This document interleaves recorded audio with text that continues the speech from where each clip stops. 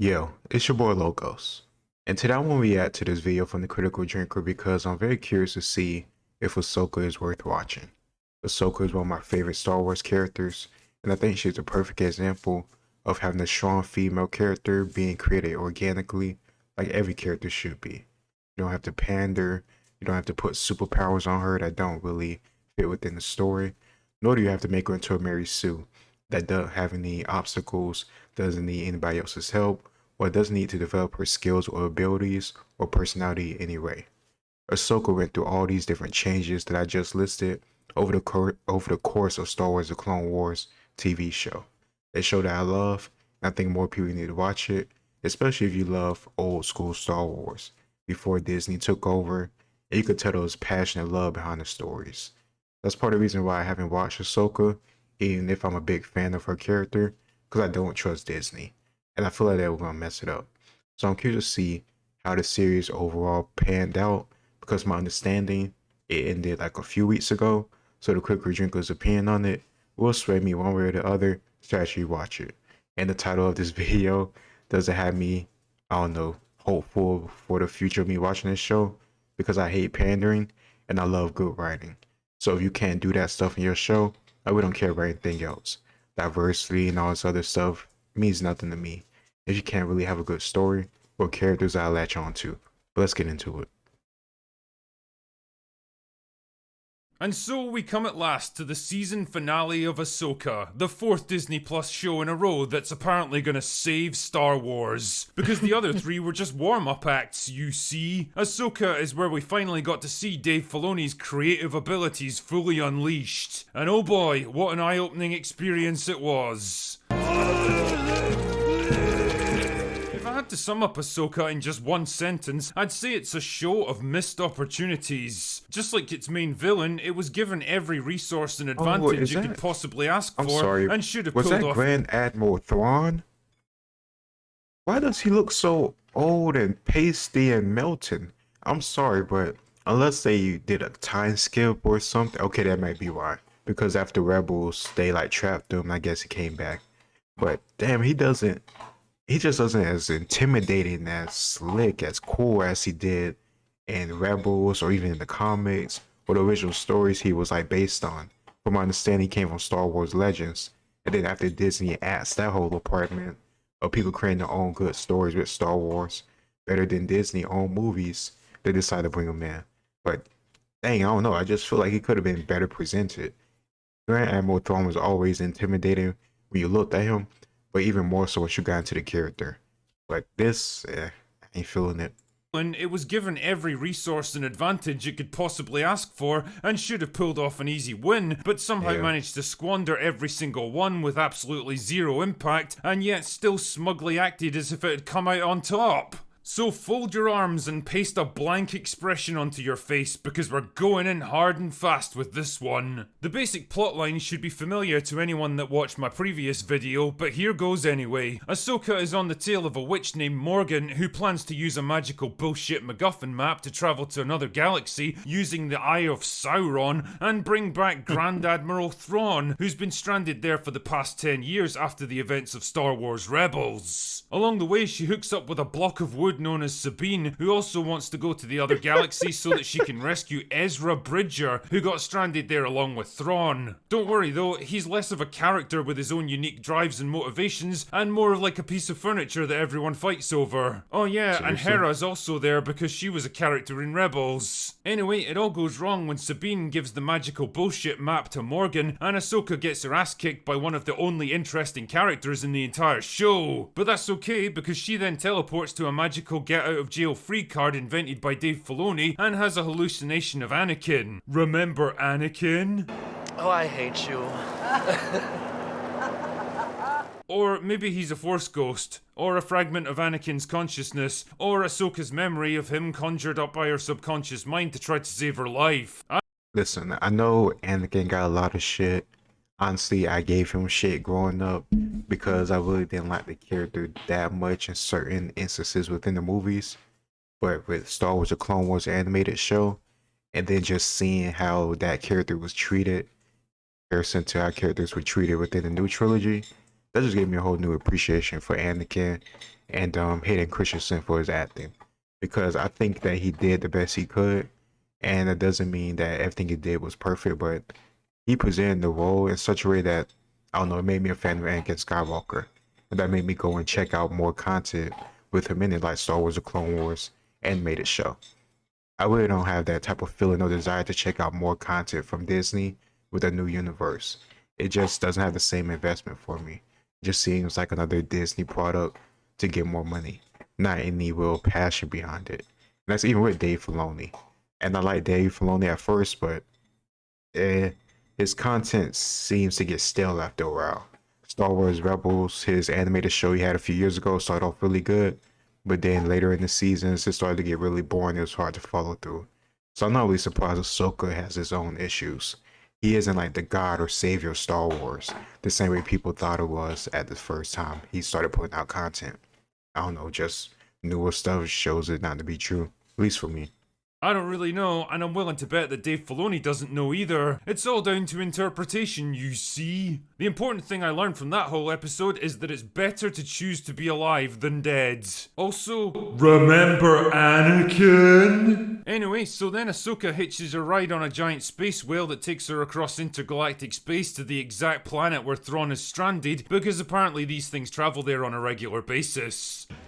You serious? Well, that was lucky, because she would have been kinda fucked otherwise. You know, I've got a few questions about this situation. If the space whales can take you to the exact planet where Thrawn is waiting and back again, then why did Morgan need the Eye of Sauron to get there in the first place? In fact, why did she need the magical bullshit map? Why didn't Thrawn use the space whales to get back to his own galaxy all by himself? I mean, he's supposed to be the smartest guy in the universe or something. You'd think he would have found a way to make that happen after 10 years. This kind of shit is without doubt Dave Filoni's biggest problem as a writer. Well, apart from his complete inability to write interesting dialogue, or craft stories that are more than just fetch quest for magical MacGuffins, or create people who actually make smart decisions, or his borderline fetish for the boring, mediocre character he's trying so hard to insert as the driving force behind the entire Star Wars narrative. No, it's his constant fucking around and retconning of past events and world building to suit the needs of his own narrow story. It's like he's staying in a hotel room for a couple of days and decided that he now has the right to completely remodel the place because he feels like it. This isn't your job, Dave. You're supposed to work within the rules of the world that George created, not write a whole bunch of new ones just to suit yourself that now affect everyone else. Whatever. So they get to the planet and Sabine gets reunited with Ezra in the most stale, boring, emotionless reunion scene that I've ever witnessed on screen. Wouldn't want to have our characters display genuine human emotion or vulnerability even for a second, eh? Then Ahsoka shows up and they have a bunch of pointless fight scenes which almost always end in a draw before the plot decides that it's time to wrap this shit up. So Thrawn leaves with the Eye of Sauron and there's more fighting and these Red Witch ladies turn dead stormtroopers into zombies for some reason, and then Thrawn returns to his own galaxy with Ezra on board and Sabine and Ahsoka are left stranded on the planet in a different galaxy. Because I guess they just kind of forgot that they can hitch a ride on the next pod of space whales that show up. Oh, and Balin teleports into Lord of the Rings so that he can stare at Mount Doom for a while, and the series ends with a final shot of Force Ghost Anakin. Remember Anakin?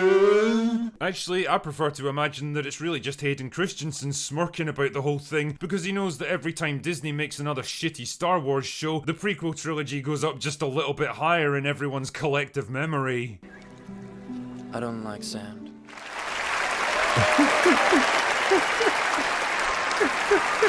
What an absolute shit show this was. I mean, I can't say I expected much from it after the first couple of episodes, but Jesus, somehow it found a way to sink even lower. Nothing that happens in this absolute calamity makes any sense, so it's probably for the best that very little actually happens at all. The only thing that's really changed by the end is that the characters have effectively swapped places. Thrawn and Ezra are back in their home galaxy, while Sabine and Ahsoka are stranded in the other one. What the hell? Nobody really learns anything, or grows, or changes into a better person in the course of the story. Sabine is just as much of a smug, boring arsehole as she was at the beginning, played by an actress who's absolutely determined not to show any emotional range whatsoever. Ah, Smug mode. Ahsoka is the same bland, humorless, charmless non-entity who walks around Really? extremely slowly, crosses her arms occasionally, and stares at things with great deliberation, only to spout the most simplistic and obvious dialogue that would make a 12-year-old fanfiction writer cringe. She supposedly goes through some kind of spiritual reawakening about the midpoint of the season, but really the only change that comes about is that she's dressed in different clothes afterwards. Fucking hell, remember when character development was a thing? Ezra barely even qualifies as a character, he's just there to do whatever the others tell him to. He happily goes along with every plan, has absolutely no fuck? agency or independence the Was others that a tell him force to. push? Ezra barely even qualifies as a character, he's just there to do whatever the others tell him to. He happily goes Are you fucking me? even qualifies as a character, he's just there to do whatever the others tell him to. He happily goes along with every Okay, I'm sorry. At least in the trilogy with Hayden Christensen, when they use powers like Force Push and other stuff like that, you could at least see the power within the Force and within their abilities. Ezra is at this point, he should be like a Jedi Knight, even though they don't have the ranking system because the Jedi is gone. At this point in the story, he's been fighting for a long time. He looks to be about what, like 5 years older since Rebels. He should be able to do something more than that weak ass push.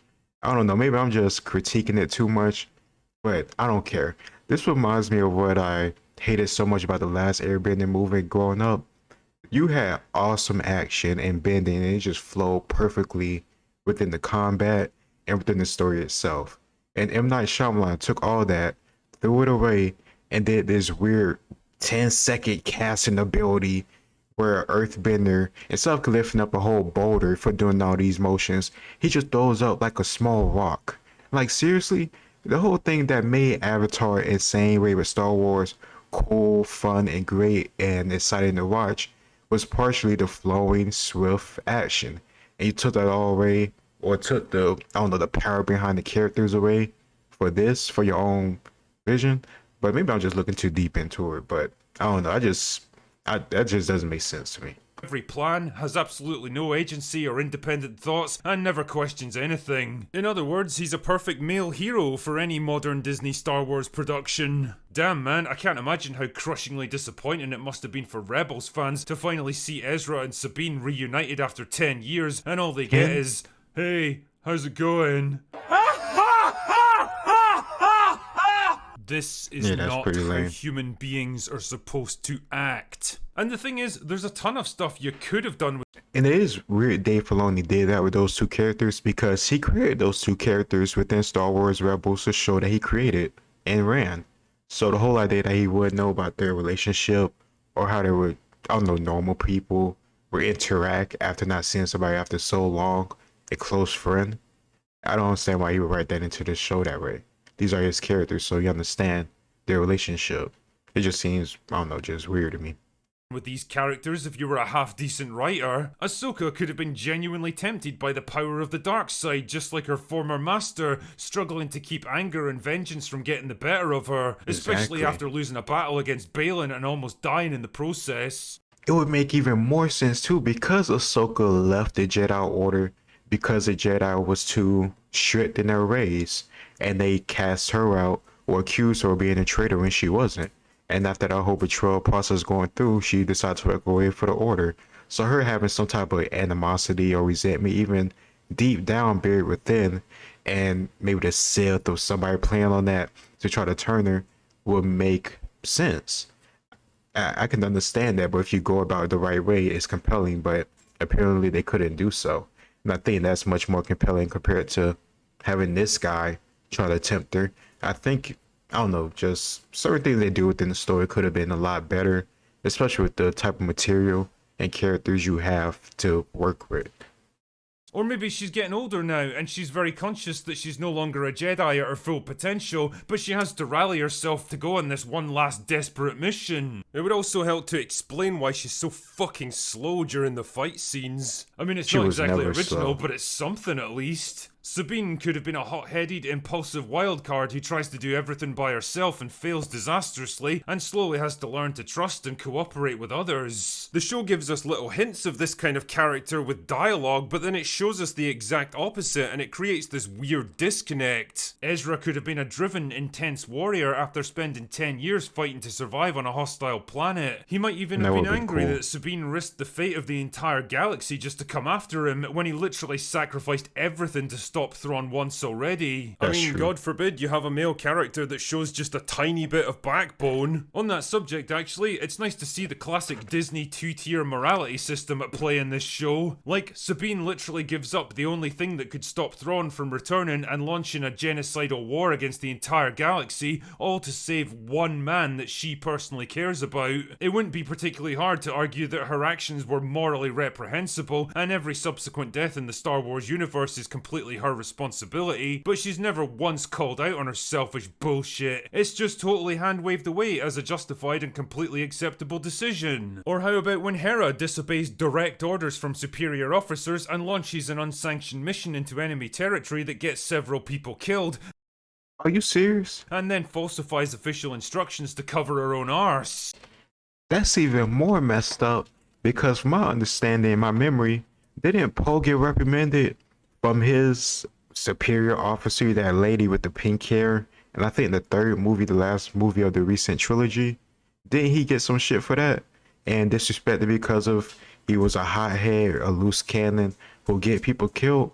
And then they have Hera do something like the exact same thing, and nothing happens to her. Am I supposed to just forget that?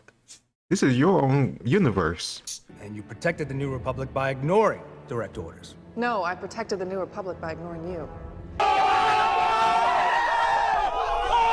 Nothing happens She to gets her. nothing but a wink wink, I know what you did and I'm totally cool with it from Mon Mothma, whereas Poe Dameron did the exact same thing in TLJ, but actually accomplished a lot more than Hera, and got a slap in the face and an instant demotion for his troubles. But yeah, sure, I guess stuff like this is okay when a woman does it. Wouldn't want to hold them accountable for their own actions or anything, would we?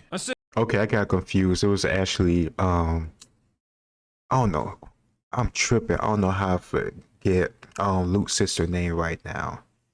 I think, yeah, I'm not even gonna. Leia. Yeah, it was actually Leia that like reprimanded, demoted him. But I remember later on in the story, the pink hair woman was giving him shit throughout the whole time they were trapped, about to get destroyed by the Sith, or the new Sith Empire, what the hell they called it. I can't remember now. It's not even that good or important. But either way, yeah, he got reprimanded for doing the exact same thing for multiple people, and it was affected him. It was affecting him throughout the whole course of the movie, and they treated him like shit because of that. Even though he did a quote unquote good thing, not that far off for the exact same thing that Hera did. Or did everybody just forget that?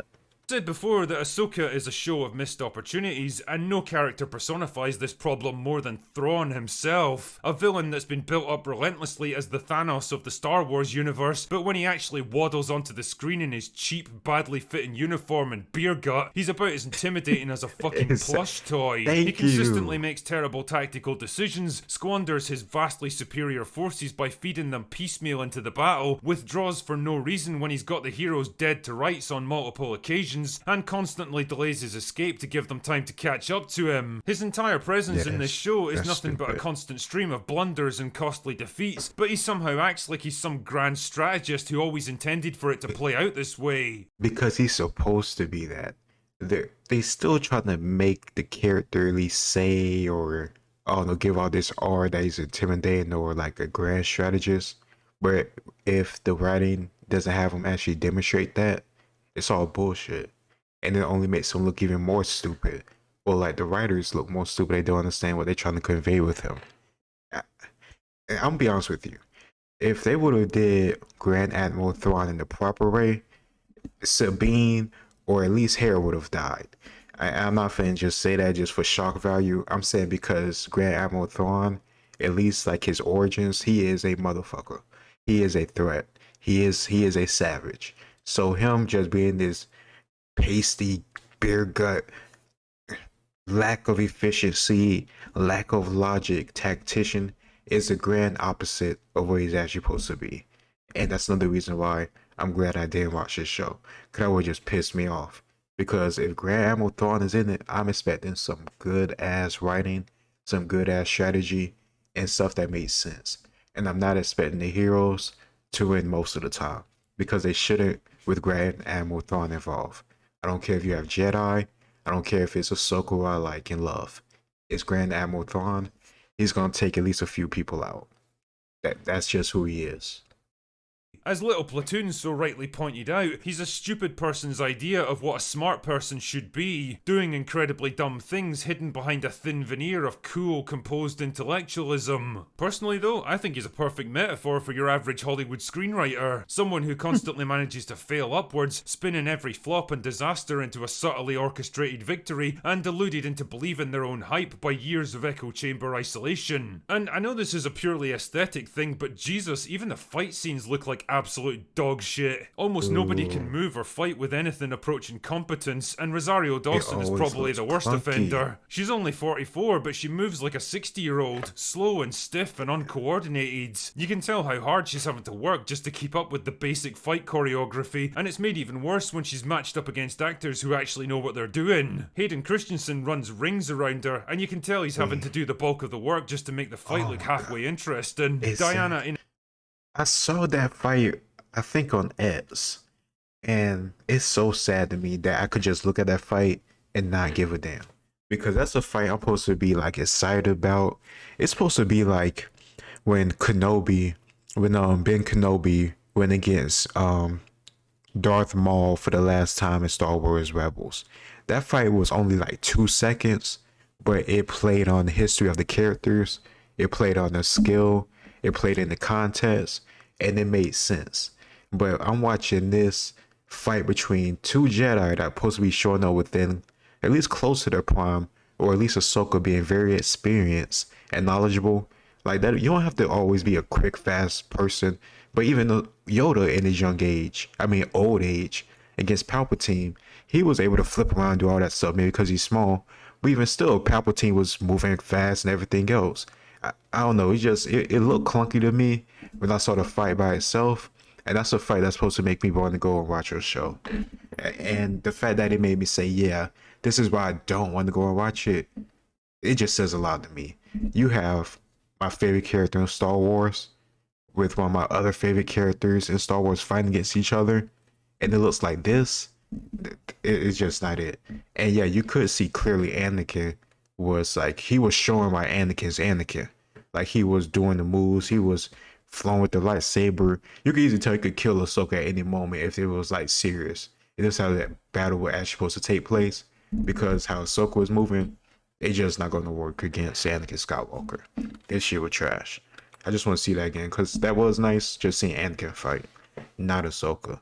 And that's pretty sad to say, man. when she's matched up against actors who actually know what they're doing. Hayden Christensen runs rings around her, and you can tell he's having to do the bulk of the work just to make the fight look halfway interesting. Diana Inosato's a martial arts expert, and even though she's more than a decade older, she's so much faster and more coordinated that it's almost embarrassing watching them square off. All of this stuff, the stupidity masquerading as intelligence, the gaping plot holes. Here's another thing too, I'm sorry, but I just got a lot of stuff to say about the Star Wars and its combat. Here's another thing that like really bothers me, because I've watched and studied like history and warfare, and they fight with swords and sabers and those stuff similar. Oftentimes in the recent trilogy and the recent content coming out from Disney with Star Wars, most of their attacks don't actually, try to be death attacks. They'll like fight or aim their swords or lightsabers at the other person's lightsaber instead of going for a death kill or a death blow and forcing the other person to block and respond and flow naturally within the combat. It's all clunky and slow because people have to wait on other people to get in position, or they're just doing other things compared to actually, trying to actually get at the person like you would in a real fight. But instead you have slow, clunky stuff like this, and it really makes no sense. At least within the old trilogy, or at least within Anakin and his trilogy, you could see that almost every blow could be fatal if the Jedi or the Sith wasn't as skilled as they are. And that's just how I like the stuff to be. It makes sense, and it makes it entertaining to watch because there's tension and stakes. I don't see this stuff in modern Star Wars. And even though she's more than a decade older, she's so much faster and more coordinated that it's almost embarrassing watching them square off. All of this stuff, the stupidity masquerading as intelligence, the gaping plot holes, the world-breaking new technology and plot devices, the lazy and simplistic fight scenes, the complete lack of emotional chemistry, the glacially slow pace, and the shameless exploitation of characters and events from far more competent productions all adds up to a show that's just as shitty and forgettable as everything else that Disney Lucasfilm have made. Ahsoka is a show for people who like the idea of Star Wars rather than the reality. People whose collective memory and understanding of the world that George Lucas created extends roughly as far back as the last forgettable Star Wars TV show sharted out onto Disney+. Okay, this might have been the only part that I saw that had me like sort of excited, because they went to the planet, I can't remember its name, but the planet from Star Wars: The Clone Wars, where they had the father, daughter, and son. Because that whole little trilogy of episodes was really damn cool, and how they played into the story, but then they didn't break the overall narrative that established within the movies was really good. And it's something that Disney clearly can't do nowadays. But seeing like the huge, I don't know, like the statues of the father, and I think this is his son right here. That stuff was really cool to see. It's kind of like the whole Lord of the Rings scene when they go like I can't remember the exact location, but during the fellowship and the grand statues is above them with the I can't remember the two, I think Isildur or and his father, I can't remember exactly, but they got their hands out protecting or like blocking the boundaries for the territory. That was a really cool shot, so I'll give them credit for this. People who'll clap and cheer and cry like complete idiots at the appearance of something vaguely familiar without pausing for even a second to question why it's there or what the point of it is. It's a perfect example of the old red letter media meme. Don't ask questions. Just consume product and then get excited for next product. And now that it has been consumed, the people who pretended to love it with such wild hysteria will forget about it just as quickly as every other shitty Star Wars show that's come and gone over the past few years. And maybe that's the idea. Maybe these are the kind of brain-dead simpletons that Disney want to cultivate as fans now. People that will accept any old slop that you serve up because they've lost the ability or the will to expect anything better. And if so, fuck it, they're welcome to it because I don't give a shit anymore. Star Wars is dead and Dave Filoni did not bring it back. That's true. Anyway, that's all I've got for today. Go away now. And so we come... Okay, so yeah, after hearing his review and his thoughts on it, I probably won't watch it unless like you guys care for me to do so, and I do my own review on it. Everything I hear and see doesn't really have me excited for it. And the stuff that really should be getting me into it, like the fight scenes and the interaction between characters I do know and remember, it just doesn't do it for me. I don't see the passion. I don't see the writing. I don't see the care for these characters or this franchise like I thought I would be seeing. Or at least when they first bought it. At this point now, I kind of gave up, which is why I really don't give a shit about the stuff they put out anymore. Unless it's some like small on Twitter that I'll see to watch and see how it's going. I'm not going to consume Star Wars content unless I hear a lot of good stuff about it from people I trust, like him or other people I know that care about Star Wars and are longtime Star Wars fans that don't just consume any content Disney put out. But let me know what you think in the comments down below. Also, let me know if you have watched the show. And maybe you could like yourself, and I'm curious to see why. And maybe that'll, I don't know, pique my interest, and it'll cause me to actually do check it out and do a video on it. I doubt it, but who knows. I do love Star Wars, and hopefully go back to where it used to be. Something that people cared about. You can see within the writing, the characters, and the plot. I don't see it anymore, so I'm not going to force it and try. But it's your boy Logos. Like, share, subscribe, and I'll see you next time. Peace.